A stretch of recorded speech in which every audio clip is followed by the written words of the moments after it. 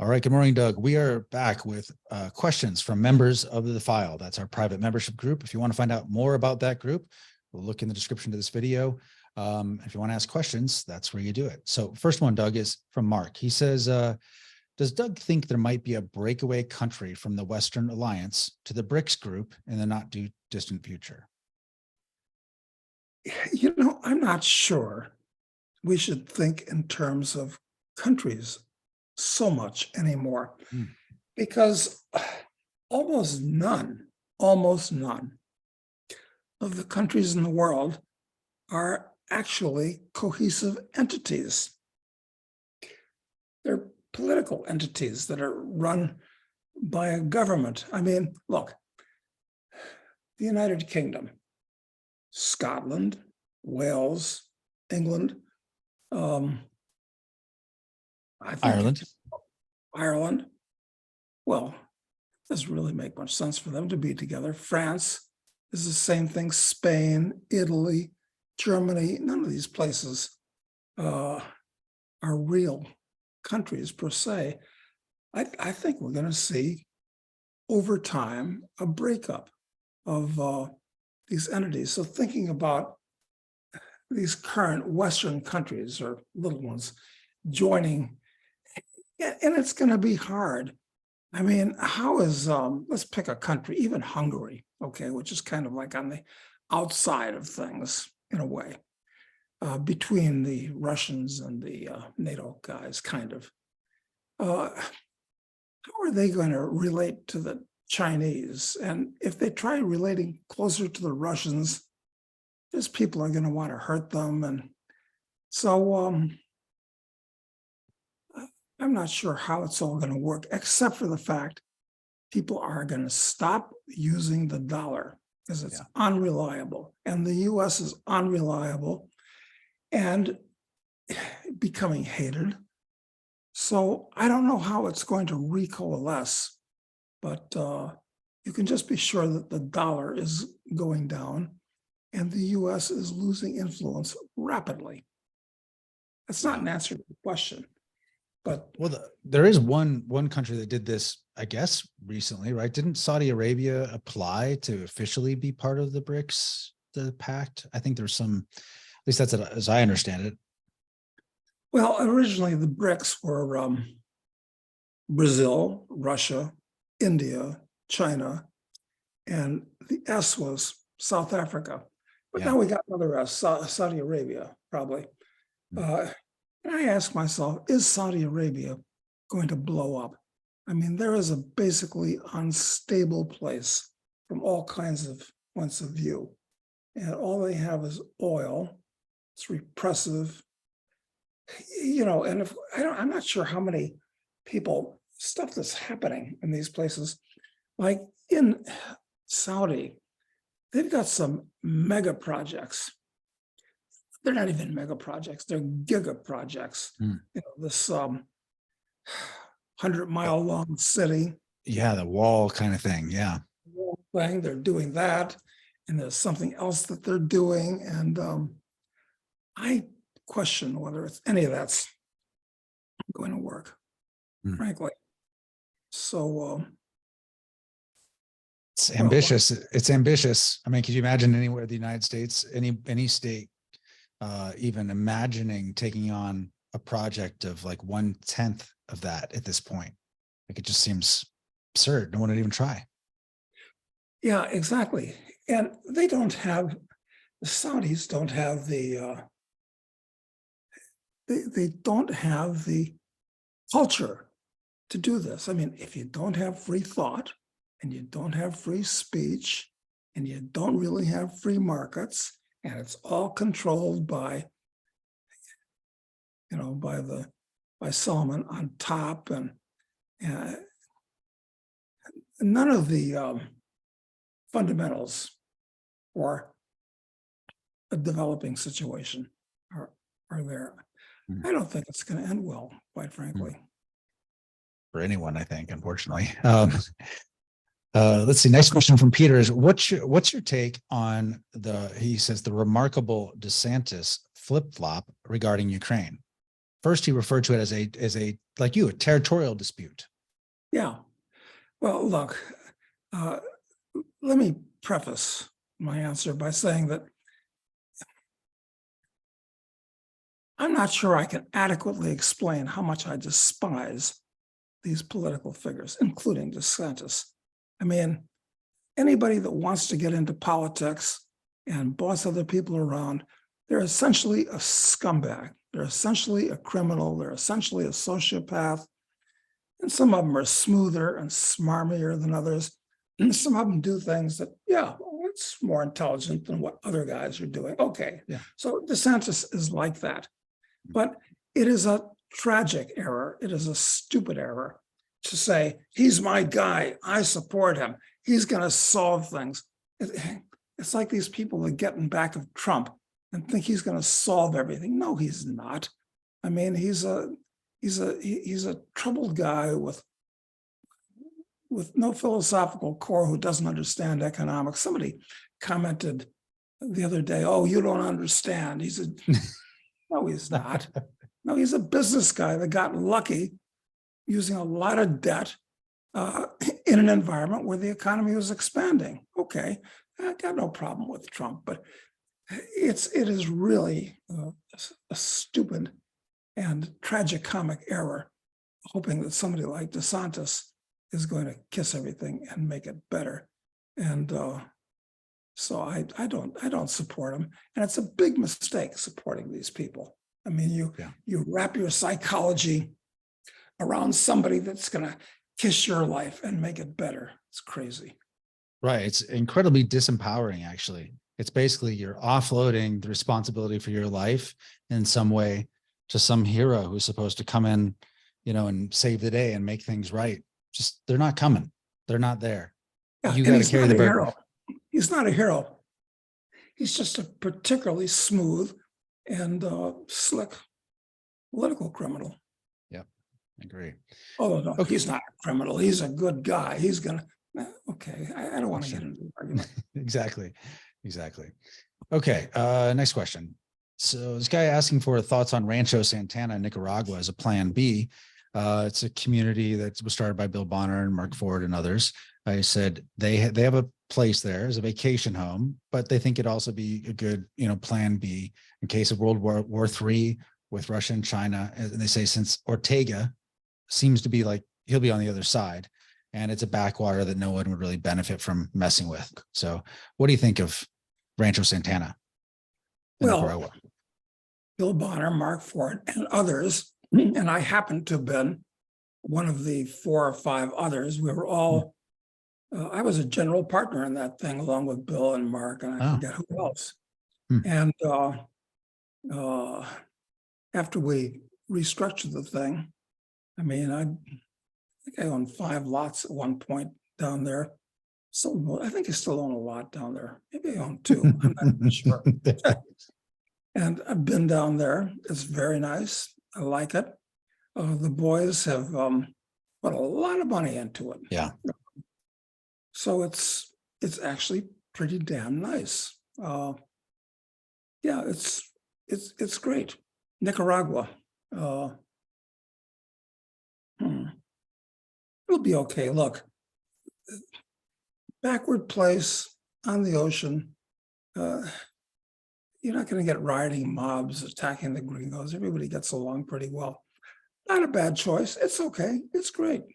Yeah. No problem. Okay. Next question is from Mark. He says, I've never been big on prices have gone up a lot, though, I've got to say. It is expensive. When we put that thing together, we started peddling lots, sight unseen, as I recall, beachfront or near beachfront lots for like $15,000 a piece. Yeah. And I think the last one I sold was like $250,000.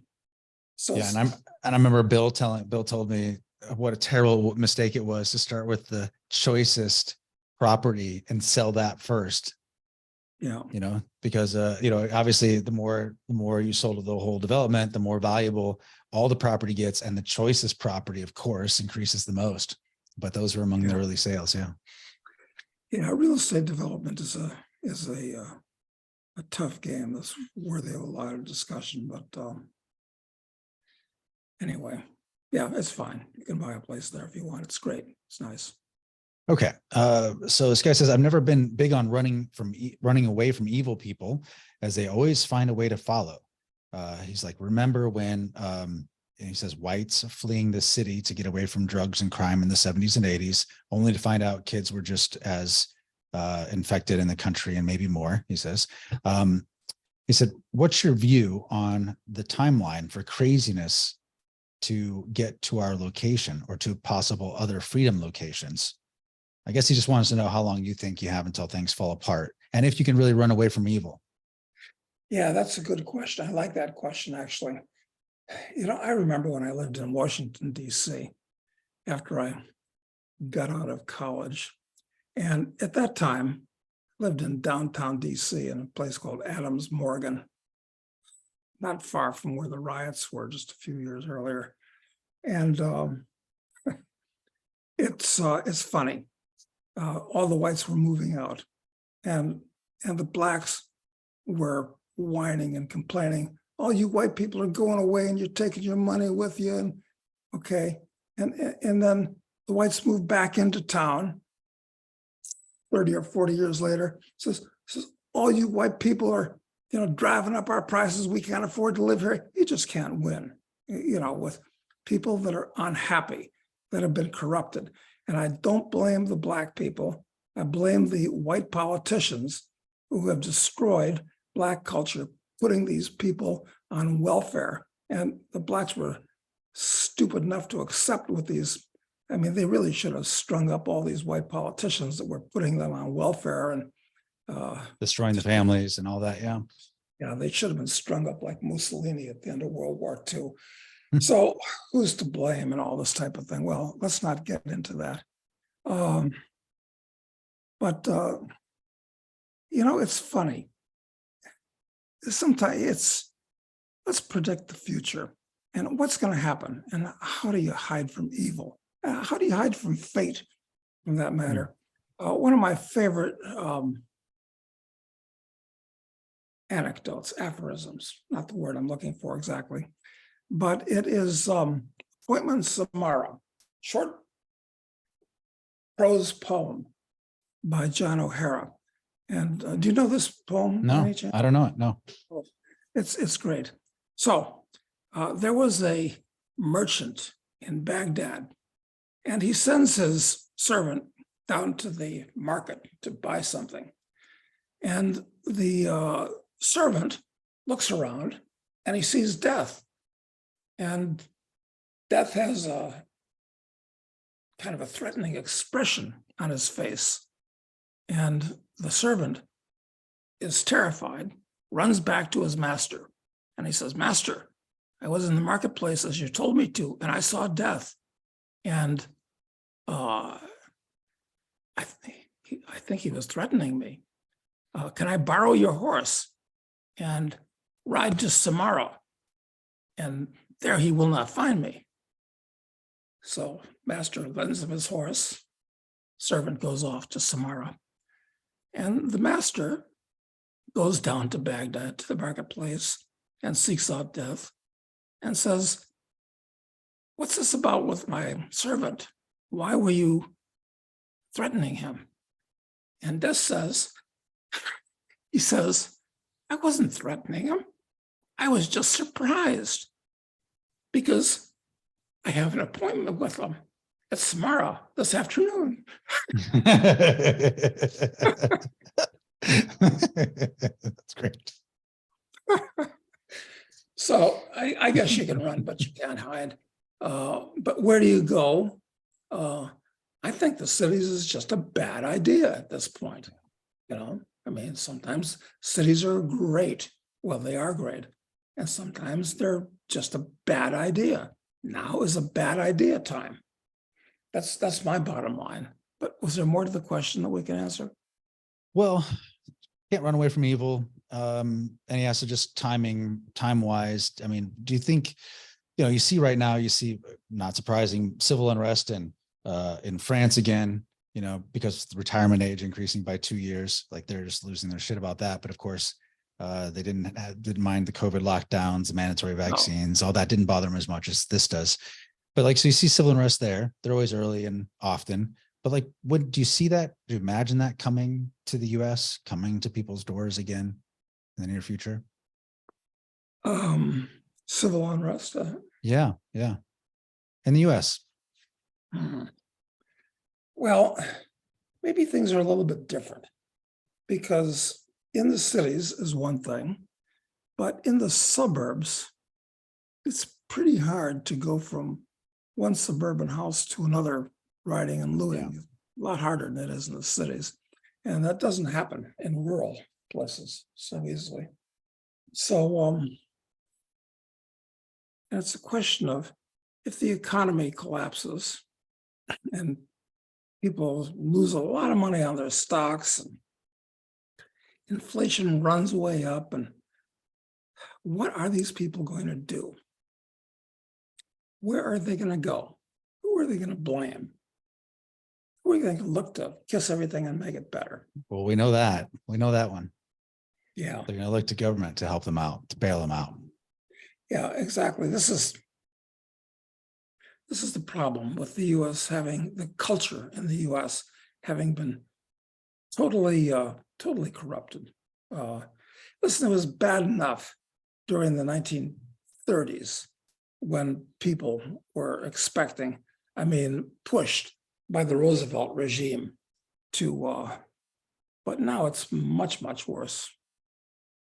Don't know. So very hard to predict. Yeah. Okay. Doug, well, yes, both me and you, but what would it take to make you move back to the US full time? Listen, I like the US. It's convenient. If you got everything you want, it's cheap. It's, everybody, they speak your native language. You understand the way the people think, a little bit different than foreign countries where things are different that way. So I'm fine with living back in the US, but you got to remember that the US is only 4% of the world's population. It's amazing when you think about that. Yeah, tiny. The United States, which bestrides the world like a colossus, 4% of the world's population. And as you pointed out, everybody in the whole world is starting to hate the US. Yeah. America, I think people still love America, the idea, Yes. think about it, but they hate the US and that they hate the US government, and stupid Americans think that if they're being patriotic and loyal, it's to the government, which is their enemy, not their friend. Yep. Yeah. In fact, even the other day here in Uruguay, trending on Twitter was this montage video of basically the wars by the US since 1985, like started with Panama, and it showed buildings burning, dead civilians, and it went all the way up until, at least through the Iraq war and in Afghanistan. So it's and it just showed this constant warfare, constantly. Thousands of, the number has never been totally verified, but there are indications we killed thousands of Panamanians in that invasion. Wow. It's amazing. With Noriega and Grenada, don't forget Grenada too. And what am I forgetting? But for this to be trending in Uruguay right now, I think it just shows there's a sentiment change occurring. Uruguayans don't have any problem with Americans at all, and so, but that it's that video, which could have been popular, any number of years in the past, right now is capturing a lot of attention. It just shows you that the zeitgeist is changing. Yes, it is. Yeah, it's changing everywhere. It's funny, I've noticed this stuff over the years. Just, I remember, was it the first or second time I was in Egypt? And I was just wandering around all by myself in Cairo. And generally, markets and just walking around all kinds of places in downtown Cairo. But at one point, there was this teenage kid, and he could suss me out as an American. It wasn't hard to do. And it was obvious the kid hated me. for no reason other than the fact that was obvious in America. And that kind of happens sometimes. Well, could have happened with anybody from a different race in any country that, Yeah, but still, I think there's going to be more of that kind of thing. I think so too. I mean, it's just so many, the loss of moral authority is just so substantial, and it's not even, it's brazen anymore. It used to be kind of covert or debatable or plausible deniability, but then you have like the Nord Stream pipeline. It's just, that's so in everyone's face. I don't know how we're supposed to be perceived as the good guys anymore. No, absolutely not. Okay, next question is, what's the origin or history of the Casey name, of your last name? I don't know. I presume, like almost all the bog trotters in Ireland, they were just a bunch of peasants barely keeping body and soul together until the Peruvians sent them a bunch of potatoes, and then things got better, and then things got worse. So nothing special. All I can tell you that I know about the Casey people is I think all the Caseys come from County Cork in Southwest, I think it's Southwest Ireland. So that's all I know about the Caseys. They all come from County Cork. And I've had, my father went back to Ireland to, meet people in the old sod. And I didn't go with them. I really don't give a damn about those people. I've got nothing in common with them. Yeah.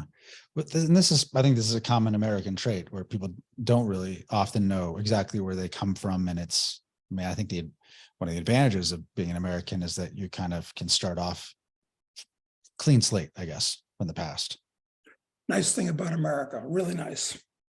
Yep, yeah. I agree. Okay. Next question. Did you ever meet Harry Schultz? And if so, what did you think about him? Yes, as a matter of fact, Harry, some of you may know, wrote the foreword, or was it the introduction? Harry Brown wrote one or the other, and Harry Schultz wrote the other. So that's how I got to know Harry, and I've seen him any number of times in Switzerland, mainly when I'd see him, and liked Harry. He was, unlike his writing style, which was very flamboyant and extravagant, and he for a long time would get these, were they phony degrees? I don't know. Harry Schultz, PhD, DSc, DDS, blah, blah, blah, OBE. He liked to list all that stuff on the back of his name. Rather embarrassing. Personally, he was a very quiet and I thought mellow and nice fellow, and I liked him.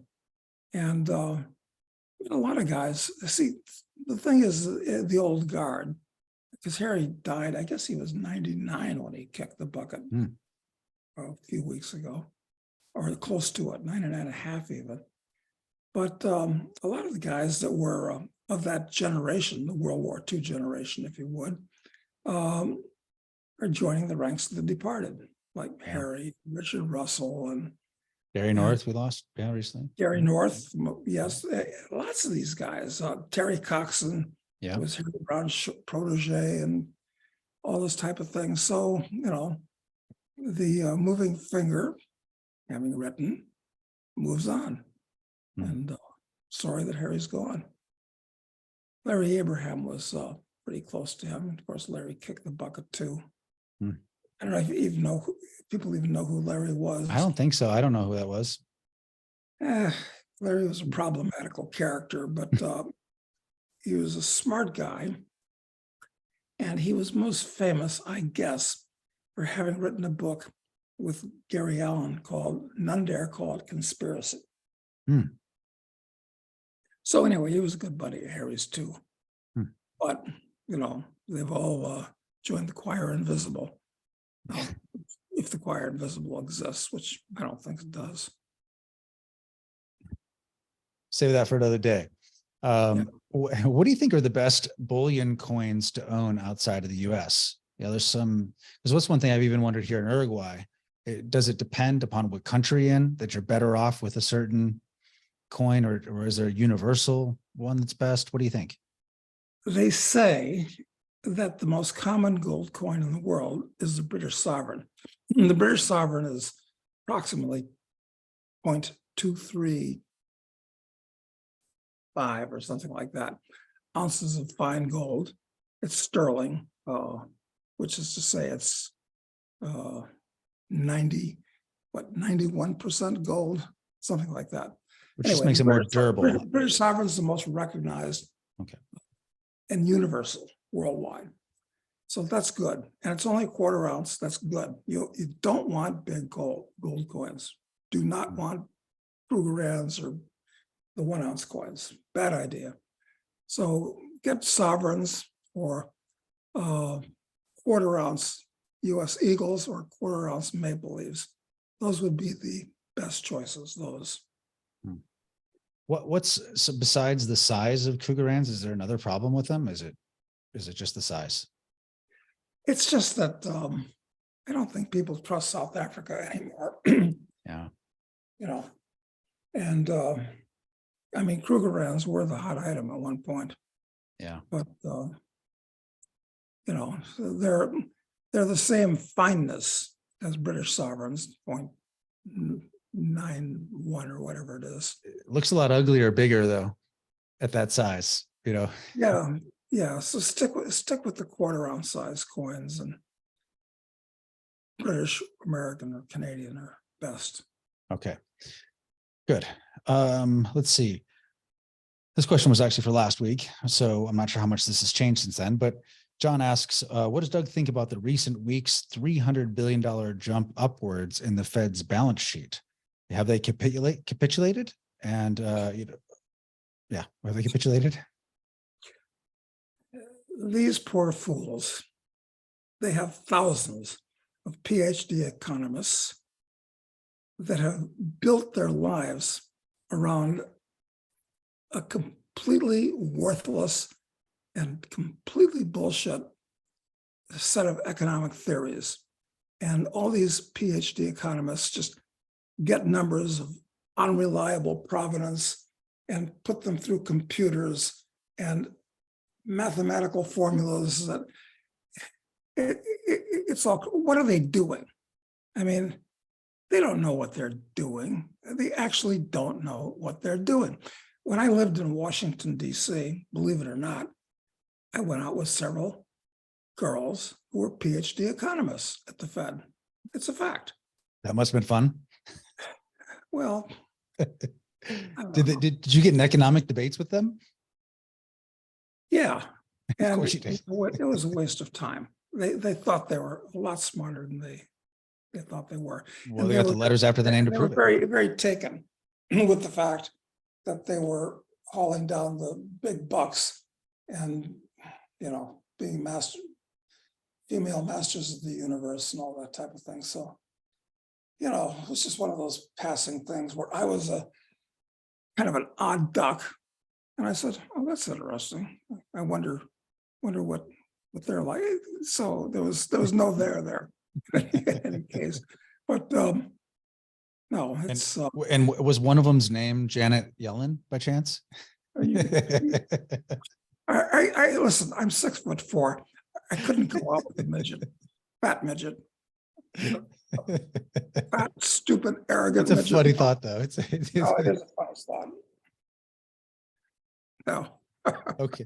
All right. So next question from Brian. He says, is it just the US or mostly the US that's experiencing this kind of cultural revolution, you know, with this woke, this DEI, this ESG, the trans movement, all that? Is it really just, is it mostly US or is it spread? I think it's worldwide.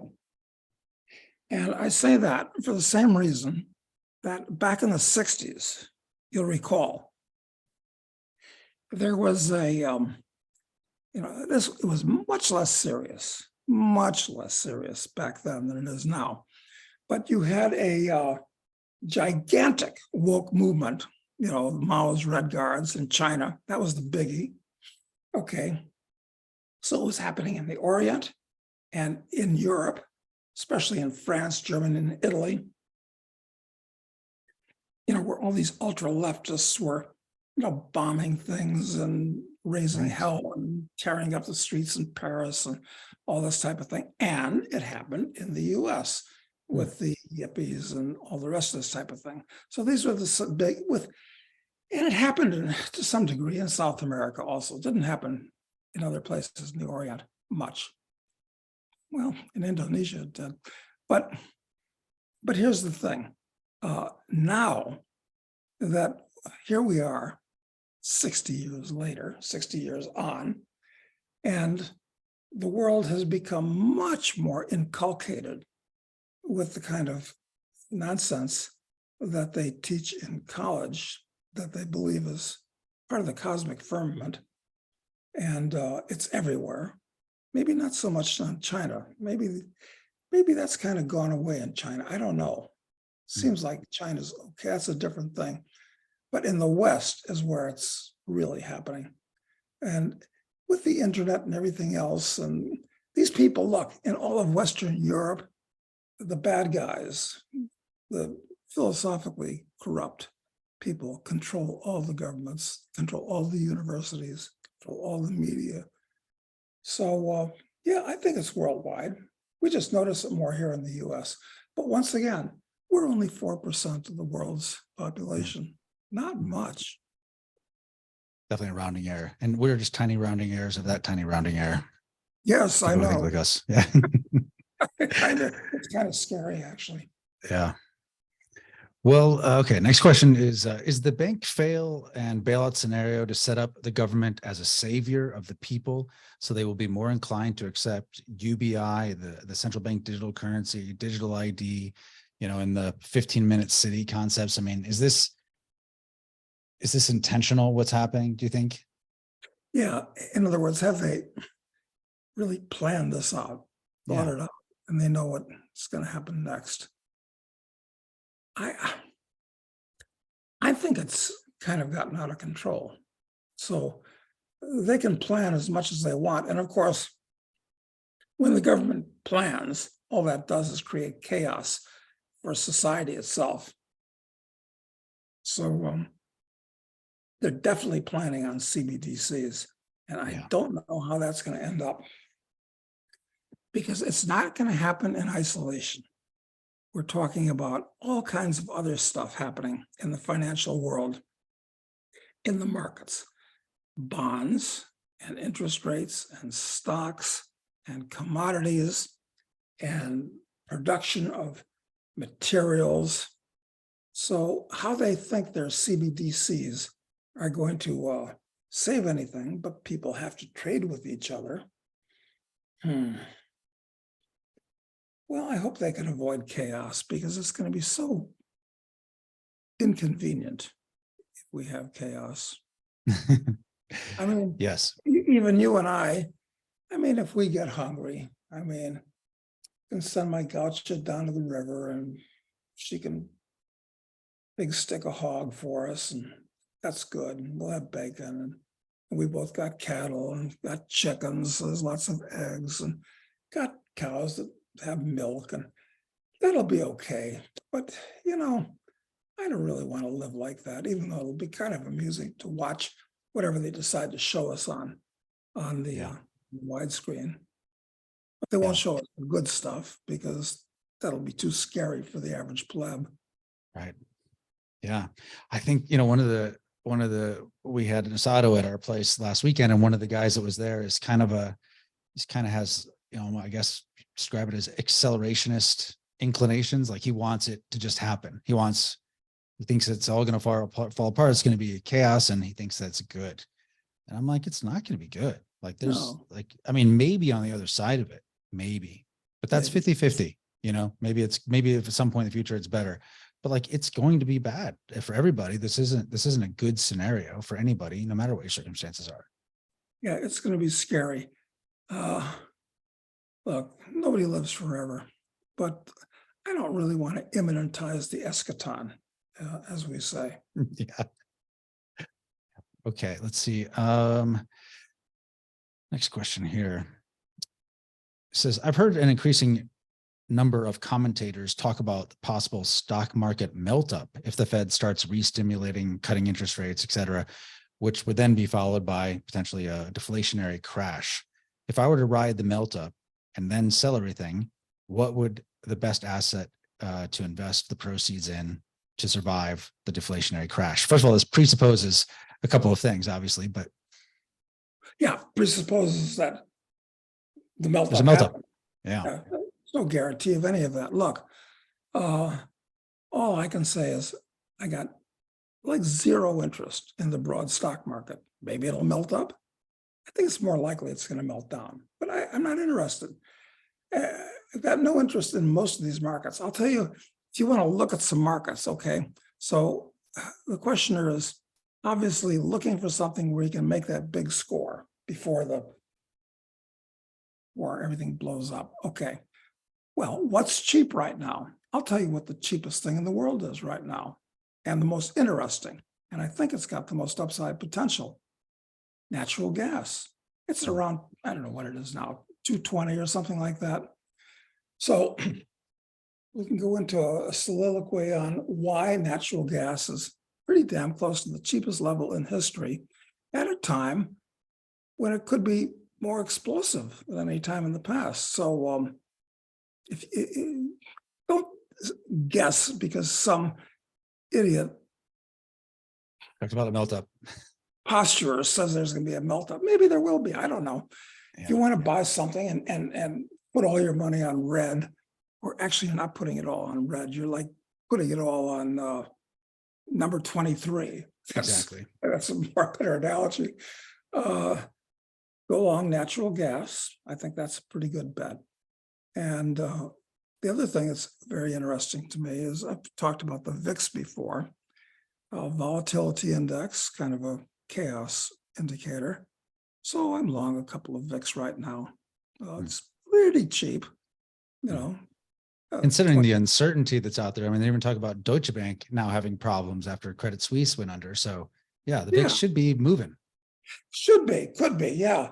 And in the recent past, I think the VIX has been as high as 60. And every point on the VIX is it $1,000? I think so. So yeah, you can buy a VIX contract, and I think the chances are that you're going to get lucky. It's not going to go to zero. That's not going to happen. It's not going to even go to its all-time low, which is like 10 or something like that. No chance. So those are a couple of completely worthless touts that I'll throw out there. But look into it. And then let's say that natural gas, you get a big payoff in that. Then what? What's the the lifeboat asset that you put your capital into to weather the big bad down cycle? Well, I'll say it again. These gold stocks, which we talk about, particularly, I don't know to who. In the file, yeah, for our file members. Yeah.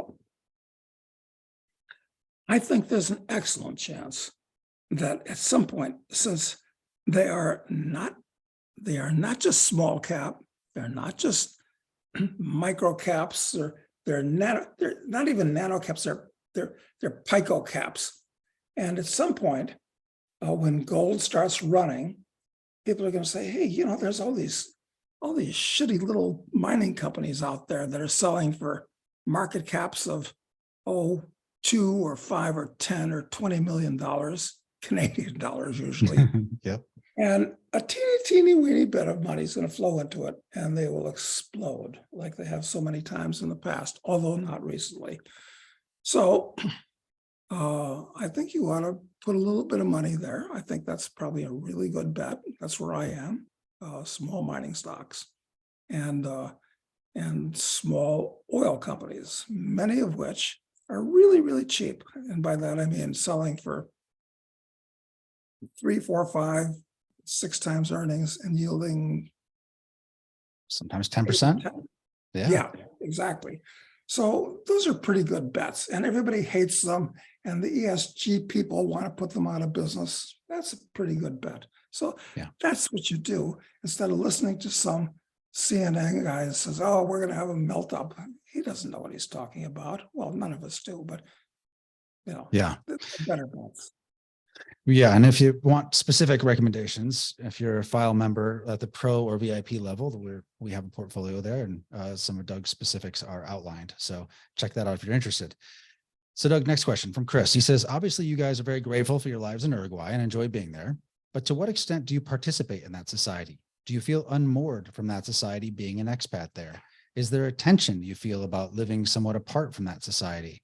And has Doug done some libertarian proselytizing among the natives?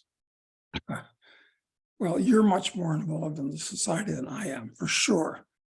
I mean, I'm not a recluse, but you're to be congratulated on socializing with lots of people who come and visit and stuff like that. Yeah, I've got friends here in Uruguay, Uruguayans and foreigners, Europeans, few Americans, not too many Americans. And, see them once in a while. It's nice to get together. It's great. Okay, yeah, it's nice. But Do you I'm feel not unmoored from Uruguayan society? No, I don't. No, I don't anymore. I feel unmoored from American society. Exactly, 100%. Look, I lived in Aspen for decades, and I knew lots of people, the kind of people that live in Aspen, certain type of person. I mean, they're unusual.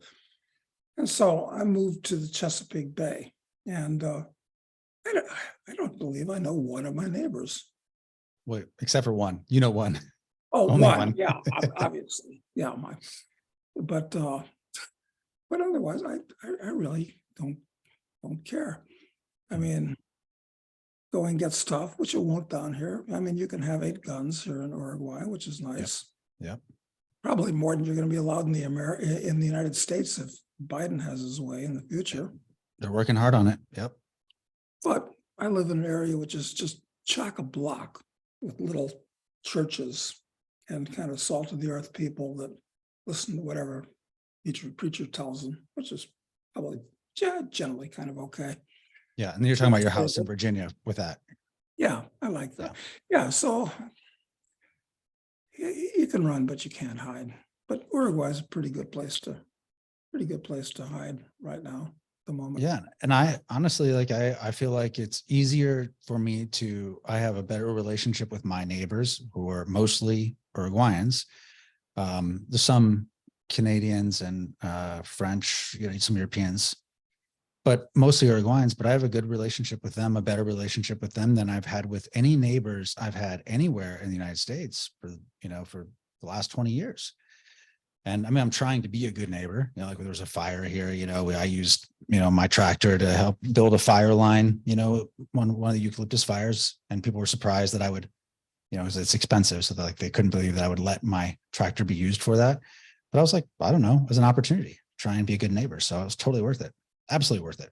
We got lots of credit for that in the neighborhood. Absolutely. And here in Uruguay, I think that our friend Garrett, who's Dutch, I think he goes a little bit overboard, but I think there's going to be lots and lots of Europeans, the right kind of Europeans, that are going to be coming down here because they want to get the hell out of Europe to someplace where there's lots of open land and things are pretty mellow.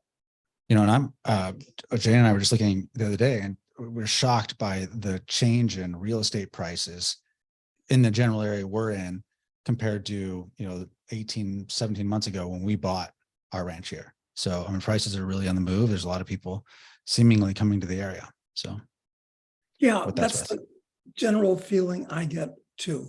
No question about it. Yeah. Okay. Because of course there's no MLS service here, so we can't really tell. But no, pretty much. Yeah, it's much harder to know here, but it seems like it. So, next question is: typically declines are preceded with a rejuvenation. And he talks about, and I'll butcher this name, but Trajan, Emperor of Rome, Trajan. The period of Rome comes to mind. He said, "As America has not had this period yet, will that come before the fall?" Yeah, Trajan, one of the so-called, I think, 5 good emperors after Domitian. It was Domitian, Trajan, Hadrian, Marcus Antoninus, Marcus Aurelius, and I'm missing somebody, unfortunately. No, look, it depends on your historical context. And Rome was actually going downhill. I mean, the way I see it, and I think the way many historians see it, Rome actually reached its peak during the wars with Carthage, and the last one ended in 150 BC. And then after that, it got very unstable.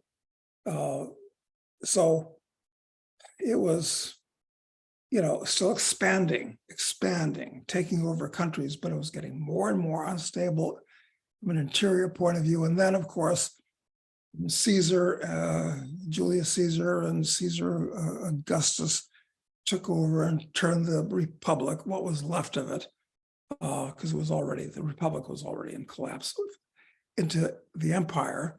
And it kind of gave the patina of stability for a while, kind of.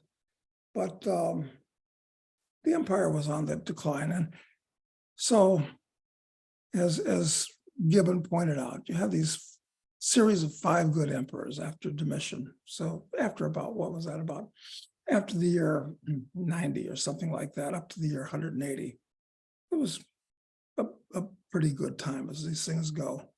But things were already starting to fall apart.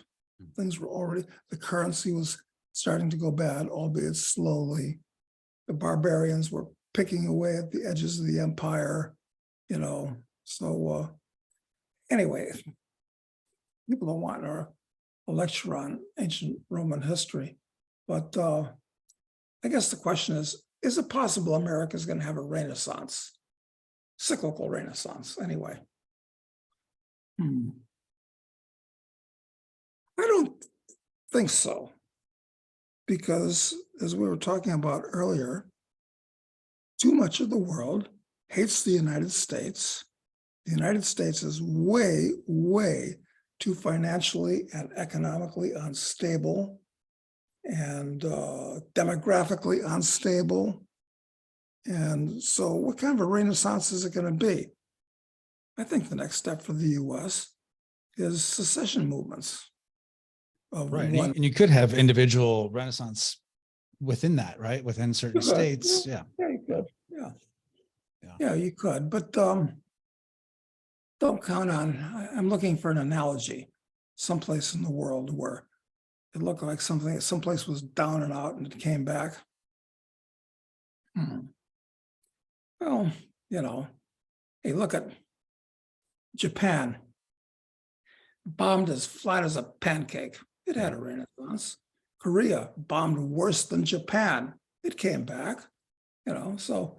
There were a lot of different, like even just demographic dynamic there, with this population was structured properly for growth, at least in both of those places, whereas here in the US, it seems like, you need a boom in youth or something in order to drive any of that. And then everything's overhung with so much debt everywhere. I mean, at least I doubt South Korea had to carry a big debt burden after they were bombed to hell. I assume.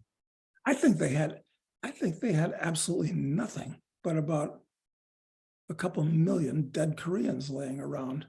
Apparently, at the end of the Korean War, there actually wasn't a 2-story building left standing. Right. Yeah, I read that in about face, and that Colonel David Hackworth in that book, he talked about that. Yeah, it's great. Sorry, he kicked the bucket. I liked him. It was good. All right, 2 more questions for you, Doug. What do you think is going to be the scarcest commodity this decade, besides, of course, common sense or maybe precious metals? Yeah. What will it be? What is the commodity? Well, you can pick some weird little 92 elements in the periodic table. So you can pick something that's turns out to be the hot setup for some computer thing, but I don't know what that is, quite frankly. What would be the hot commodity? The one hot commodity? Could it finally be uranium again? Uranium's time again? Maybe, I don't know. Maybe, yeah. Especially if these small nuclear reactors, of which there are dozens of companies working on them right now, are finally, if the political roadblock is broken and they're put in everywhere, thousands of things that would solve the energy That'd be problem. wonderful. Wonderful. And uranium would be very, very valuable and worth the have. And uranium's cheap right now. What, I don't know, 50, 55 bucks or something. So that's good.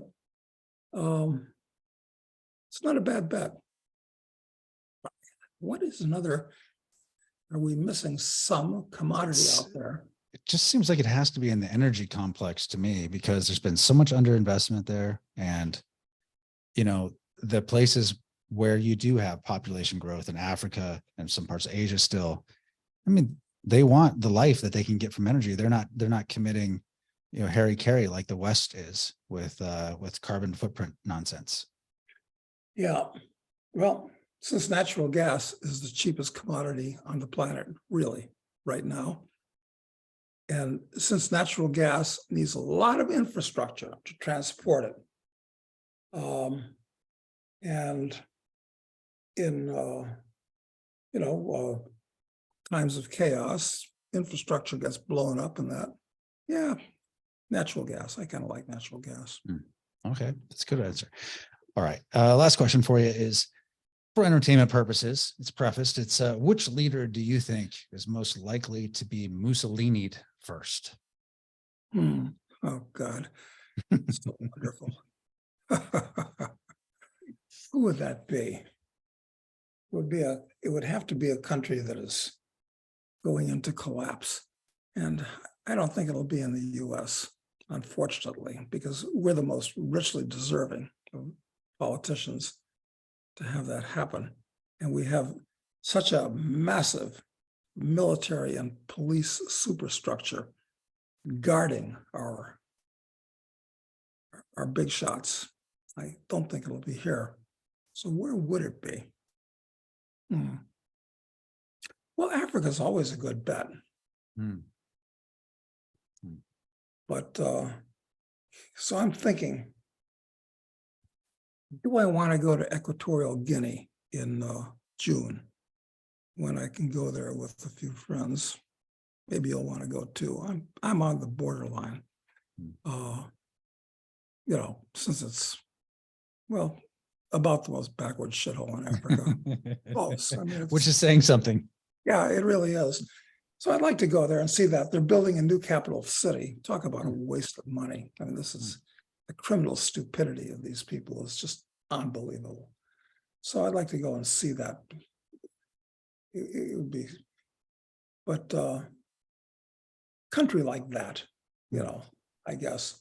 But, you know, if some African leader, like what happened in Liberia like 20 years ago with Samuel K. Doe and what was his name, Johnson, the stuff that they did when the natives got out of control and overthrew the government there. I mean, it was, you know, they were gutting these people on the beach, and we're talking about the heads of the government and stuff like that. Wow. And this stuff doesn't make the news in the US. Maybe I was totally unaware of some of those details. That's oh interesting. yeah, it's just, I mean, when these natives get out of control, I mean, and nobody writes about it because, hey, where's the white reporter that wants to be there when guys are running around with machetes, frankly? So I think Africa is probably a good shot for that type of thing, and the leaders of Africa would be richly deserving of it. Of course, yeah. Well, here in the U.S. and No Europe. doubt. And I was, and I wouldn't be in France, but, you know, with the unrest there, and then, you know, Macron unilaterally decided, I guess, and he has the power to do this, to, you know, raise the retirement age 2 years. And so he's like the target of like a lot of hate there right now because of stealing 2 years of retirement. And, but they had an interview with him, and he's got, you know, I don't know if you've seen this video or not, but he's he's talking about why it's necessary. And of course it is probably, you know, for the budget, it probably is necessary. And it's, Yeah. but he's wearing an $80,000 Patek Philippe watch. And so in the interview, he realizes it and he puts his arms below his table and he takes it off. Oh, And really? and he brings his hands back up. Yeah, he saw it. That's But very that makes funny. a big, yeah, that makes a bigger show of it though. The fact that he realized it and then took it off and everyone sees it. Slimy little scumbag. Love to see something like that happen. Love to see Macron get the Mussolini treatment. And of course, well, he's quite correct, cutting back but you know, the government shouldn't be providing pensions to people. This shouldn't be a political decision to start with.